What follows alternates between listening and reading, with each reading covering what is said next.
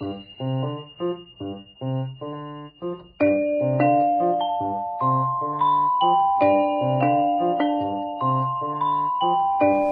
point de vue de propulsion, lever les freins, c'est vraiment une question. Pour commencer, ça demande du courage. C'est-à-dire parce que dès que vous proposez de faire n'importe quel changement, ça veut dire forcément que vous êtes obligé de songer et à réagir sur le comportement des gens. Et non juste seulement sur le contenu, et d'être passionné sur la question du numérique n'est pas assez pour convaincre les gens. Les gens cherchent toujours à entendre c'est quoi les bénéfices, de quelle façon ça va les affecter dans leur classe.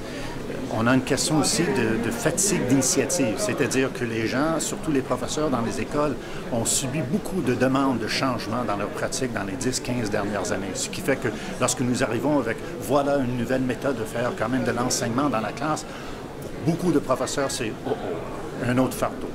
Une autre question qu'on devrait débattre et tout ça. Alors, c'est vraiment de tenir en conséquence vraiment les effets de ce changement sur les êtres humains dans les écoles et tout ça, premièrement. Deuxièmement, ça serait aussi de bien établir quand même les objectifs, afin que les gens sachent exactement c'est quoi que vous attendez de nous. Dans ma classe, en utilisant le numérique. C'est quoi exactement que vous attendez de nous? Et il faut aussi faire une constatation très importante, c'est de leur dire, je ne m'attends pas que vous utilisez le numérique toujours. D'abord, je ne veux pas que vous utilisiez le numérique toujours dans votre classe. Je veux que vous cherchiez des points d'équilibre entre le numérique et le traditionnel.